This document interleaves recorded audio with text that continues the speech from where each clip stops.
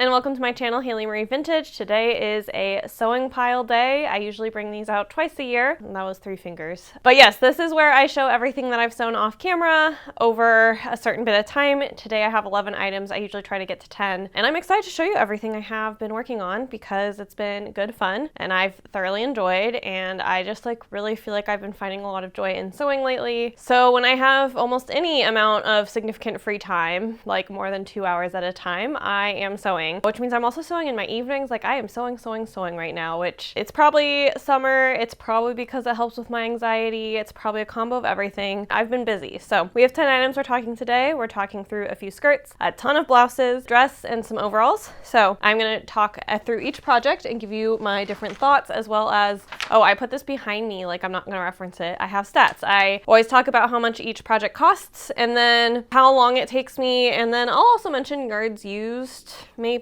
I don't know, we'll see. Get a little wild over here, but the first thing we have is this really lovely pink linen skirt. This is a part of my Ren Fair costume this year. I used a relatively modern pattern to make this, and I actually think this is super successful. I love wearing it. I feel really great when I wear it. It definitely makes me feel really cute, and it brings me a little bit of Ren Fair into my everyday, which I love. I altered a few things about the pattern. I actually like the width of the waistband. Usually I make my waistbands a little bit thicker, but I kind of love the thinness of this one. And then the pattern alteration I made is I did a zipper. Because this is designed to go under a dress, it didn't have a proper closure. You just left it open. But since I was making this, I'll wear it under a dress, but I also would like to wear it in my real life. I needed a real closure so my bum isn't out, because not work appropriate, you know? But I adore this skirt. But it is funny because I definitely have in the past not bought linen skirts because I'm like, oh, it will be so much cheaper for me to make it. Joke's on me. So this skirt took me $126.64 to make because I did buy linen fabric. I want to try linen fabric because I've heard a lot about linen being more cooling than cotton, and for Ren Fair or summer skirts, I thought it would be interesting to test this. However, I will say even from ethical brands, a lot of linen skirts are around $160, so I don't know that I saved that much money, but I had fun. But yes, it definitely has me reevaluating if sometimes I do actually want to buy a linen skirt instead of make it, especially if it's a pattern or a piece that I don't know that I would like making. Like this only took me 4 hours because it's just a simple gathered skirt, and even it taking it 4 hours is a bit, and it's just because usually I just put a buttonhole in the back, but this time I wanted to do a hook and eye and a snap closure, so that is why this actually took a little bit longer. No, I didn't even hand hem it. 4 hours kind of feels like a long time for this skirt. I also would say I don't know that I would consider myself the most efficient recently when it comes to my sewing projects. But yeah, that is kind of everything about it. The fabric I picked up at Mood, and I will link it down below in case you're interested. I chose this fabric specifically for the color for Mood. Mood would actually not be where I go to buy linen normally, but I needed a very specific color, so it's where I went this time. And I actually bought it specifically for this Ren Fair project that you are going to see in a future video. I needed this color to match with the fabric I was using for that, for the outer part of the dress. Yeah, and I used 5 yards, but not all of it is in this skirt. Some of it is in the details of the other thing that I'm working on. But yeah, that is everything around this pink one. But yeah, I think it's cute, and I just feel very soft and romantic when I wear it, which was the goal. So we love. Next skirt, I have this beautiful patchwork skirt. I bought the fabric pre-patchworked and was very, very pleased about it until as I was sewing, I thought, oh no, somebody patchworked this fabric together and they definitely didn't get paid enough because I didn't pay enough for this fabric for them to be getting paid enough. So then I got a little bit stressed. I wanted to mention that real quick because I always mention kind of not being perfect, and I think this is a great example. I hadn't even thought about the labor that went into the patchworking until I was mid making this. However, that said, I do want to talk about the project, of course. This is the skirt. It's a tiered, it has a ruffle at the bottom. I added in this little bit of lace from backroomfinds.com. Check them out. Stephanie always has a great supply of both patterns and lace. And then interfacing, zipper, all that good stuff, buttons. It's made out of cotton. I used a pattern from 1950s. Although you definitely don't need a pattern. This is basically just a, I think, 3/4 circle skirt with a ruffle on the bottom, so you could definitely just figure that out yourself. I spent $81.37 making this. The fabric was, I want to say it was around $15 a yard or something like that, so it wasn't cheap. It definitely, I don't think is patchworked expensive. Although you could actually really batch patchwork in a way that it's probably not too labor intensive, so maybe I'm overthinking it. It just is something I always think about when I see seams. This is fabric that I picked up when I was in New Orleans at, I think, Promenade Fine Fabrics. They have stopped having an online shop and are now only local. But if you're in New Orleans, they're a little bit, no, they're in the Garden District, so they're not that out of the way. Definitely go check them out. They had really, really cool and unique things there. This also took me 4 hours to make, which again, just doesn't feel aligned with that because this one I had a whole skirt to sew, I had a whole ruffle, I had lace. So I don't know, something about that first skirt feels like it took too long. And this actually used 3 2/3 of a yard. So in case you're wondering. Next up, I don't quite know how to talk about these without first talking about them as a batch. So what I have here that you can't really tell because I'm too zoomed into my face, but I have 3 different white blouses. So this was an experimental play for me. And what I did is I actually batch sewed these because these are all the same color. I could use the same color thread. So I actually cut them all out and then sewed them all up, doing all of the steps simultaneously to try to get added efficiency in sewing these because honestly, sewing white blouses, not the most exciting thing in the world. I do think this was a successful method. I just don't know how often I'll be able to do it because I only make white things so often and I feel like I kind of have what I need now. But now let's talk about them each individually. This is one of my absolute favorite blouse patterns. I did have to make a few adjustments to make it bigger for me, but I really love having these glorious puff sleeves with such a simple kind of narrow bodice that's a little bit less peasant blousey. So that is why I made this one. I love this. It's like there's like a ladder weave in it that I think is absolutely stunning. Oh, it definitely needs a wash from my makeup. I've worn it a few times. I really love it. Oh, and it buttons up the back, which I will say that is my least favorite thing about it. I don't love having to wrestle the buttons around myself. However, there's only 4 and it is loose enough because I had modified it that it works. And it is definitely my favorite I made all these white blouses because I use these to layer, or just in general, I layer a lot. And I decided I wanted some blouses like this to layer instead of always having to layer turtlenecks because sometimes I feel like when I layer turtlenecks under certain things, I look a little fundamentalist Christian. So I was trying to find a fun way to layer things for the office that was a little less fundamentalist Christian looking. So that it was the goal of this, and I think this successfully accomplished it. This is something I can put under things without adding very much bulk. This guy took me 3.5 hours to make. It's made of cotton. I used a 1950s pattern. It cost me $35.95 to make. Not too bad. The fabric is from Stylemaker. She hasn't carried anything like this recently, but she carries really gorgeous white fabric sometimes. In fact, I think most of these are going to be from her. This was only 1.5 yards, although I definitely had to scrimp and save a little bit to make that doable. And then the next one is embroidered. This is from a New York pattern that I believe I also bought from Stephanie of Backroom Finds, so again, check her out. It's just this little embroidered, like cropped blouse. I made this to wear under things that it doesn't matter if it goes all the way down under. Weird way to say that. But yes, that is why I made this, especially for things such as dirndls that are designed where you don't need the blouse to go all the way down. Or I also think it would be cute with like overalls or things where you can see that I'm wearing kind of more of a bra top. But like it wouldn't be great under like a corset, for example, would be like a thing. It's a slightly different use. It's definitely a little bit more peasant-y. I do still think the elastic might be a little bit too tight. This is a 1940s pattern, and 1940s never gives you elastic guides. You just kind of have to like measure yourself and hope for the best. And I've never really figured out how to measure the neckline super well for things like this. So I'm not unhappy with this, but I definitely think it could use a little bit of an elastic adjustment. This only took me 3 hours to make actually, which is not surprising. I just basically had to sew together 4 seams and then sew channels, right? And then probably the longest thing was cutting it and putting elastic through the channel. And I really like the neckline of this one. This one cost me only $38.26, which makes sense because it was only 1.5 yards. When you make blouses and things like that, like separates where you don't need more than 2 yards, generally you can keep things a lot cheaper than if you're making dresses. And this is also from Stylemaker. I actually bought this one, the past one, and I believe the 2 ones from now. All of that is from Stylemaker from the same haul, which was actually a couple of years ago, and I just now got to making up the blouses. And I'm glad I waited because if I had made them 2 years ago, they wouldn't fit me anymore. And I've been pretty stable body change wise for a bit, which means I just jinxed it. So I think these will fit me for a long time. Also, they have a little bit more flexibility, but I definitely would have made them way too small and not as flexible if I had made them back when I bought them. So not getting around to things worked out in my favor. Next up,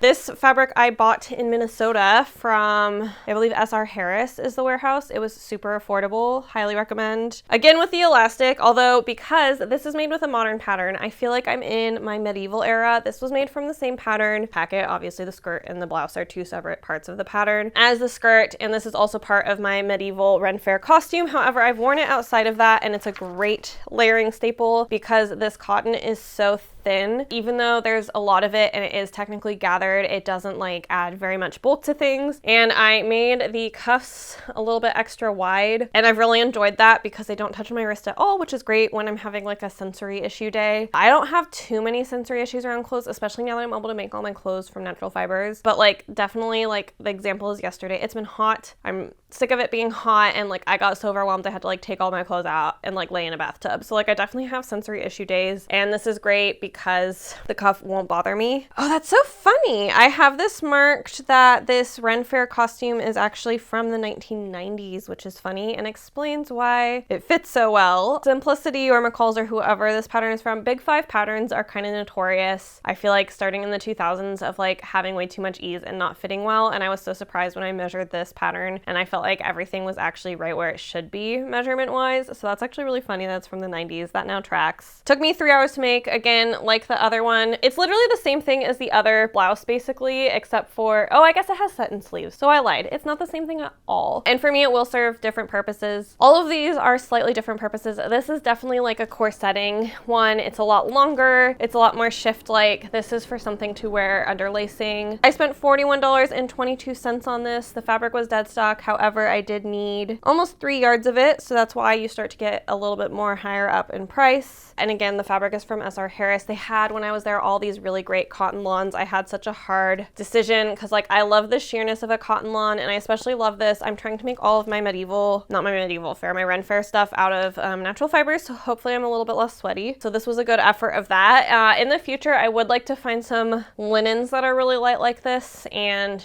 so some blouses of this if I find that the linen skirt is as cooling as rumor mill says. We have the last of, I know you're probably so sick of me talking about these blouses, but I'm really excited about these, and actually I've used them a ton already, so I've been really happy with them as far as like intentional sewing goes. This last guy here is from the 1980s, which is, I want to say, like, you do not have to buy a super old pattern, like a 1940s pattern, to kind of get a like kind of like older effect. I think there's a lot of stuff from the 70s, 80s, and 90s that you can easily get kind of that retro look with your fabric choices and then your styling choices. I love this one because it has this really great triangle yoke that I think is super flattering across the bodice for me. I do think I want to sometimes corset this, but I also think it'll make a great under thing for overalls, as well as I think it's a great piece, and it has a really unique shape, and honestly it was a unique construction, and it was really, really fun to make. And it has like these sleeves and these cuffs. I'm really proud of this, and also I'm just so glad I waited to use all of this white fabric from Style Maker because I love all of this fabric, and it's definitely been stuff I've been afraid to cut into, and I'm glad I waited until I did because now I like actually had the skill to make things the way I wanted. So very exciting, and I love this. Like I said, this one's probably more for just plain outfits, but it could be good for layering. I just haven't quite figured that balance out yet. Oh, I forgot to talk about the stats around this one. This one took me a lot longer at 5.5 hours because it has that pretty complex yoke and gathering satin sleeves. Like, it's a pretty big situation there. Made of cotton from the 1980s. I spent $48.39 on it. Again, starting to get a little bit more expensive because this used 2 yards, which is always more expensive than just 1.5 yards. And also this cotton I recall being kind of expensive. Not that expensive, but you know. But yeah, and again, that's from Style Maker. I love her fabric. Next up, we have a shirt blouse was what I was gonna call it, but that's, gosh dang it, I didn't button it. Hold up. This one is very rainbow hair-ish, I feel like. This is a blouse. I think I've made this pattern a few times on this channel. So if you guys remember it's not a tea towel shirt because it's like a special type of tablecloth because they're a little wider, but it's essentially a tea towel shirt that I made a while ago. This is made using that same pattern, and in this case I made this rainbow. This was very specific. So I have actually a fast fashion piece that I thrifted probably like 6 or 7 years ago that has started to get too small for me. That is like a cute little rainbow blouse that I like wearing under overalls and things like that. It's been one of my like most used fast fashion pieces in my wardrobe, but yeah, I've started to get too big for it. It started to gap in the bust. So I used this fabric to kind of make a different version of it. This fabric I actually got secondhand at the CTA Snohomish sale, which is the big by the pound sale I go to every year. So this was actually quite affordable. It did take me 5 hours, which is quite a bit of time, and the pattern was from the 1940s, but this only cost me $8.37 to make. I do like to say, you're gonna see the whole gambit here, right? You saw a skirt that took me like $123 to make, but if you had gotten bed sheets, you could make it for like less than $15. This is a great example of that, making this for less than $10. Super happy with that. This took up about 2 yards. Fabric was secondhand, all that good stuff. We're almost out of the shirt territory. This here is a kind of like corset-ish, bodice-ish piece. I used a modern pattern for this, actually a modern costuming pattern, and it definitely had too much ease in it and didn't fit as well as the one that I recently used from the 90s. I do still feel like it fits fine. I'm not completely unhappy with it. I love this bunny fabric. The thing I am not the most happy with is my seam binding. I feel like I got it to work a lot better, I think, on this side over this side, but I definitely like still am not great at binding. However, I also think some of it is like the width that pre-made binding is, because I recently did some binding with like a 1/4 inch wide binding, and I actually found it to be a lot easier to not get these kind of weird wrinkles that drive me nuts. So I do think if I just make my own bias tape and make it smaller, I will hopefully just be a little better at actually putting on binding. But this is really cute. I still definitely wear it a bunch. I'm just kind of, like I said, I feel like I'm entering my medieval era, which given like half the clothes here could apply to that, I feel like is pretty obvious. Super cute. I'm really happy with it. That did take me 5 hours to make. I was on my sewing retreat. It was late at night. I definitely got slowed down. I was missing supplies at some point. I ran out of thread. It was kind of a whole thing. So definitely it probably shouldn't have taken me 5 hours, but that's where we were. It only cost me $31.70, and that's actually mostly towards the binding, the eyelet, and the cording. The fabric itself I also bought at the CTA Snohomish sale. I bought it secondhand, so it was pretty cheap, and I only used 1 yard of it. I guess I also used a yard for the inside, huh?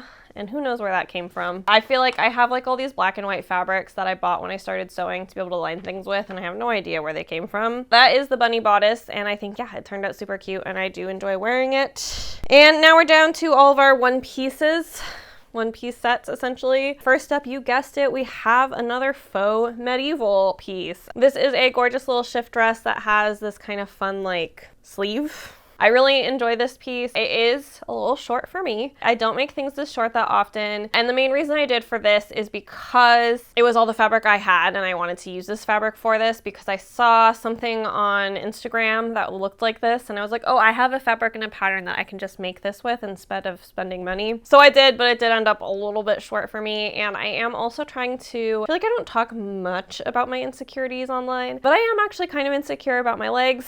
I don't know, I don't have any good reason, but I just don't like them, and I think this dress will be a good thing for me to practice having my legs out a little bit more, just being a little bit more comfortable in my body. Honestly, a lot of the reason I made this shirt dress thing is to layer, so I will also be able to layer it under stuff, which I think will be really successful. So I think it's all good. I did pick up this fabric in Uruguay. It's just like a double cotton gauze, nothing like super exciting. It does bring me memories of that trip. It only took me 3.5 hours to make, which makes sense because again, it's the same shape as a bunch of those other things. It just has a little bit of additional elastic, hence the extra half hour compared to some of those 3-hour things. I consider this pattern modern because it's a modern costume pattern, but it does have an elastic guide as a result, which again, I do like. It only cost me $31.09 to make.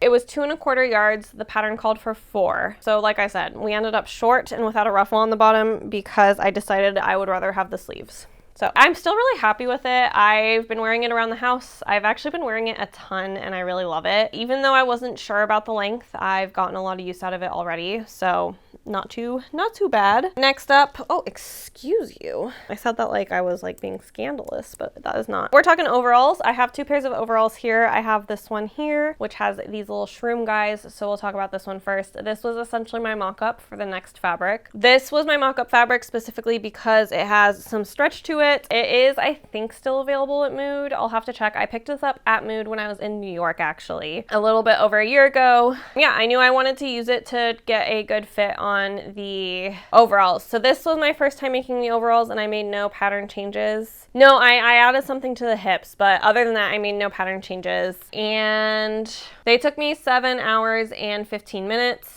Pattern is from the 1970s. These cost me $96.75 because, you know, it is quite a bit of fabric at 3 3/4 yards.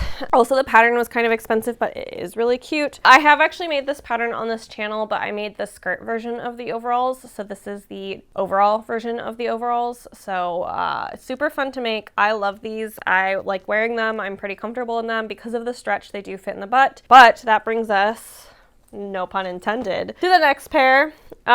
This is, I call it my fish tin pair of overalls, and I love them. I am so proud of these overalls. So these took me actually 2 more hours to make than the other pair did, which is funny because they're the second make, and that's because of all the pattern alterations I made. By all, I mean one. So the pattern alteration that I did is I did a full seat adjustment, so she fits lovely in the butt. I can get on the floor, I can sit, I can stand. Nothing phases me butt-wise in this pair of overalls, which we love. Like I said, the other pair is fine because they're stretch, but having that little bit of additional full seat adjustment was really helpful. And because I did these at the sewing retreat, I was able to get a bunch of people's input on how to do that full seat adjustment. So I'm pretty proud of it, and I love the tinned fish. I was very intentional about like having that front and center. I keep debating whether I want to do some rhinestone accents on these or if then I'm getting to be too much. So we'll see where I end up landing. But yeah, I adore these. Like I said, she took 2 hours more than the other pair of overalls, rounding out at 9 hours and 15 minutes, but like there were adjustments. And then the other thing is I was really intentional with cutting out. The pockets here have like little fish tins sitting perfectly, or like a ketchup bottle in the pockets. Everything had to be directional. Like I just had to be a lot more intentional with my pattern placement than I was with the mood overalls. Yeah, that is these overalls. I love them. I get a lot of compliments when I wear them, which is not the only reason I wear them. I also wear them because they're cute and fun and they make me feel silly. I was so glad I actually picked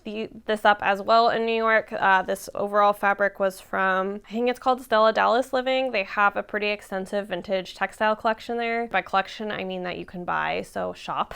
So yeah, the fabric was secondhand, however, it was a little bit spendy. So this came out to $119 to make. At that point, you're getting to the point that you could just buy a pair of ethically made overalls. However, they probably wouldn't have such a rad fish tin pattern to them. This definitely is going to be my go-to overall pattern, and the reason I like it, I've made a lot of overalls on this channel. You've seen a lot of overalls. The reason I like this pattern the most is because I really like that there's all these buttons up the side. I think they're really cute. I like that it kind of nips in at the waist and kind of has more of a bodice than some of the other overall pairs that I've made. I really like the way the pockets are set. And oh, I did this wrong on this pair, but on the other pair, I like cross overalls are actually really important for me because I have fairly slight shoulders, so stuff falls off. I'm slowly bulking my shoulders up, so maybe that'll become less of an issue for me. But yeah, having overalls that go across body is really important for me. But yeah, that actually wraps us up. I hope you enjoyed getting to see all these goodies. That I used 5 yards of fabric, which the discrepancy between the other one is I also actually made a bunch of bags for my friends. They all got a kick out of this fabric. I had a bunch of additional yardage that I made into a bunch of bags. I think this was a fun sewing pile. I think through the sewing pile you can definitely tell that I'm feeling a lot more inspired. I'm sewing a lot more off camera in general right now. I also feel like I'm just sewing some like kind of easy win stuff off channel. I'm trying to really work through more of my fabric stash in general right now. And honestly right now I'm finding my fabric stash more inspiring in general right now, so I feel like that's helped. I feel like I'm feeling good across the board. I feel like I'm really finding my personal style, and I love the 40s and I love the 50s. And I even love the 30s for like dresses, but I'm finding for separates, I really kind of love that Ren Fair fairy core, kind of more fantasy medieval feeling, because it's just there's a lot more like ease and like easiness in general to the garments that are faux historic, and it just kind of works for me the same way. Like I think this gunny sacks is very like, gunny sacks can kind of feel a little bit faux medieval as well, so I feel like it kind of fits that vein, having kind of that little bit like more romantic in my separates as opposed to like businesswoman. I think is where I'm finding a lot more success in my separates, because in general I feel like I make a lot of separates and then I don't really wear them because they don't really like work with who I am. So I feel like I know what I love dress-wise, and it is very much more that retro feeling. But I feel like for separates, I'm still trying to kind of find my style identity as far as those go. And I think these were really successful step forwards in that. I think a lot of them were fairly affordable, and especially if some of them I like the patterns, so they'll continue to get cheaper because the patterns I will be dividing per use. That wraps this video. I hope you enjoyed. I'm hoping I'm gonna do one of these in December because I have a retreat between now and then. And also right now I'm on track to wrap up all my on-camera sewing by October, which should give me all of November and part of December to just make whatever I want off camera. All of that will be really good for me, and I'm excited for that. With that, if you're still around and you're new, definitely subscribe and stick around. I am here almost every Friday, and we sew a lot over here. And as always, you can give this video a thumbs up or comment down below. It helps me out in the good old algorithm. And by good old, I mean annoying algorithm. If you have friends who you think would enjoy this channel, definitely share it. I will see you next week. I have some great sewing stuff in store for you. I believe we will very soon be showing you the full look of the Ren Fair of the 2 pieces that I showed you today, and you'll get to see the last thing that kind of ties it all together, and I'm excited for that. And yeah, I will see you then. Bye!